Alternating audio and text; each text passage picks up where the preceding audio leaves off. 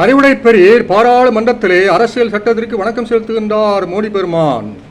அரசியல் சட்டம் வணங்குவதற்காக அல்ல, பின்பற்றுவதற்காக. இதே மோடி அவர்கள்தானே அரசியல் சட்டத்தினை திருத்துகின்றேன் என்று சொல்லி அந்த அரசியல் சட்டத்தின் குரல் வலையே பிடித்து நெறித்தார் கடந்த 10 ஆண்டு காலத்திலே. இப்போது கும்பிடு போடுகின்றார். கும்பிடு போடுவோரை எல்லாம் நம்பிடலாகாது என்பதற்கு சில உதாரணங்களை சொல்லுகின்றேன். யூதாஸ் கும்பிடு போட்டுத்தான் இயேசுவை காட்டி கொடுத்தான். கோட்சே கும்பிடு போட்டுத்தான் காந்தியாரை கொன்றான். பிஜப்பூர் சுல்தான் அப்சல் கானை கும்பிட்டுத்தான் சிவாஜி புலிநகத்தால் அடிவயிற்றிலே கிழித்தான்.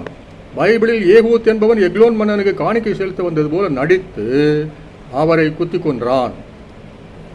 நீதிபதிகளாகமம் 3:16 முதல் 22 வரை. ஆப்னேரை சந்திக்க வந்த யோவாபு தனியே அவரை அழைத்துத்தான் அவரை கொன்றான். 2 சாமுவேல் 3:27. சவுல் மன்னன் இறந்தபின் அவனது மகனா இஸ்போஷத்து நண்பகலில் இறங்கிக் கொண்டிருக்கின்ற பொழுது அவனை காண வந்தது போல நடித்து குத்தி கொண்டான் ரேகாப், பானா என்ற 2 தளபதிகள். 2 சாமுவேல் 4:5 முதல் 6 வரை.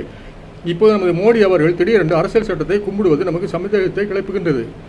கும்பிட்டான் பூச்சியும், அதாவது பிரேயிங் மேண்டிஸ், இப்படித்தான் கும்பிடும். அருகில் வரும் பூச்சிகளை பிடித்து எடுத்து வாயில் போட்டுவிடும். ஆக கும்பிடுவோரை எல்லாம் கண்டு மயங்கிவிடக்கூடாது.